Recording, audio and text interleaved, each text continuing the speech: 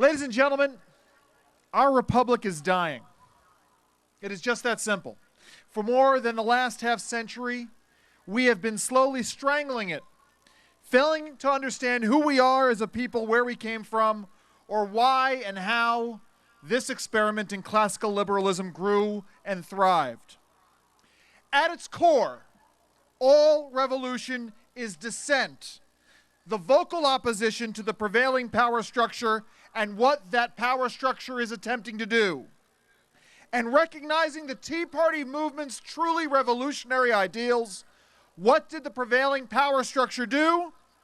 It tried, time and again, to suppress that dissent, to silence the opposition. The IRS scandal was not the first instance. It wasn't the second. It wasn't even the third. It was the fourth or the fifth attempt by those in power who asked their supporters to inform on their friends and family, launched social media monitoring programs, engaged in a concerted and coordinated effort to besmirch the power structure's opposition. Did it work? It almost did, though, didn't it? It almost did.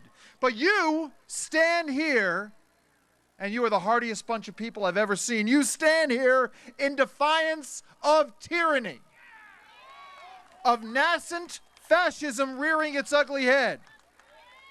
And those are not terms that I use loosely or unthinkingly. You see, for a very long time, I've been reluctant to publicly utter what all of us have suspected. But now I have to speak plainly. We live in the times of a tin pot tyranny at the head of a multi-trillion-dollar bureaucracy that has stifled and hobbled the most vibrant nation ever to exist on the face of the earth. Were we a nation of responsible adults, we would look this reality squarely in the eye and say something must change, something has to change. But apparently we exist in a reality in which change consists of doing the same things we have always done, only accelerating them to a blinding speed, a speed with which we simply cannot pay attention to the shifting targets, the shiny objects, all of the garbage they send our way in order to make our nation weak and puny and no longer the shining city on the hill this once was. The greatest republic in the history of the world does not look upon the intrusion of executive power into our private lives and simply shrug. The greatest republic in the history of the world does not allow for its watchdogs, those who ensure that executive power is discharged fairly, to be harassed and turn our heads away. The greatest republic in the history of the world does not allow for the political process to be hijacked by a group of crony partisan bureaucrats and then reward that agency with an immeasurable amount of additional power.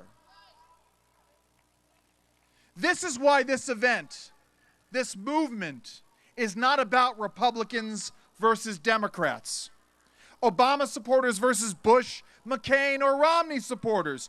This is not about right versus left. This is about right versus wrong. All of us, left or right, Democrat or Republican, Libertarian or Socialist, all of us are threatened when government grows too large for the people to control it.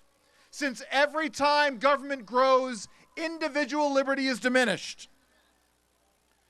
You're here because, like me, you care deeply about the future of this nation. You know what happens when vibrant republics rot and become tarnished despotisms. You know that the key to strength in a nation such as ours is the most expansive definition of liberty.